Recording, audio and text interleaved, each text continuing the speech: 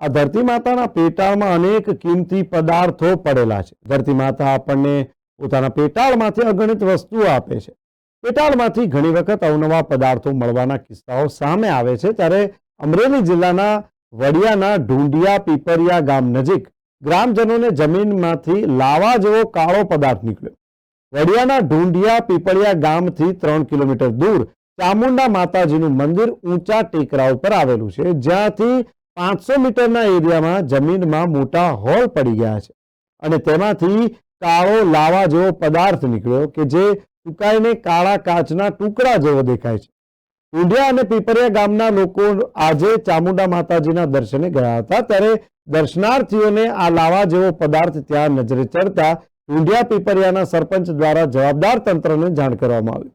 અચરજ પમાડે તેઓ આ લાવા જેવો કાળો પદાર્થ જોવા આજુબાજુના ગામના લોકોના ટોળે ટોળા ઉમટી પડ્યા। ત્યારે આ પદાર્થ શું છે તે અંગે જવાબદાર વિભાગ ચકાસણી કરે છે અને ત્યારબાદ જ સાચી માહિતી બહાર આવશે। હાલ તો આ જગ્યા માટે લોકો માટે કુતૂહલ અને ચર્ચાનો વિષય બની ગઈ છે। મારું ગામ ઢૂંઢિયા પીપળિયા, મારું નામ ગજેન્દ્ર પટોળિયા, તાલુકા પંચાયત સદસ્ય, ભારતીય જનતા પાર્ટી।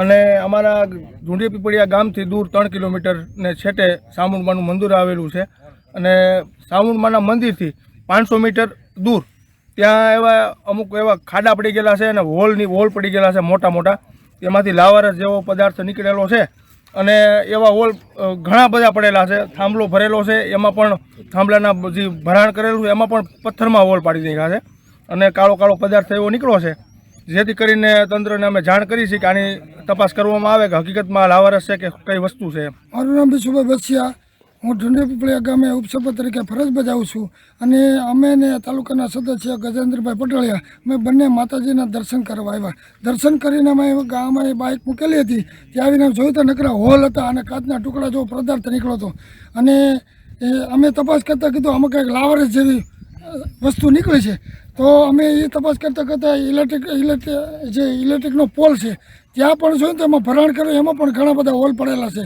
તો અમને એમ થયું કે આ લાવારસ શું છે તે અમે પત્રકાર મિત્રોને અમે જાણ કર્યા પછી કે શું છે એનું સંશોધન કરે, બરાબર છે, એટલે એ લોકો એને એની રીતે મીડિયામાં મૂકે અને તંત્રને પણ અમે જાણ કરી આ શું છે શું નહીં એ લોકો કન્ફર્મ કરે, એટલે હું કહીને મારા શબ્દને વિરામ આપું છું।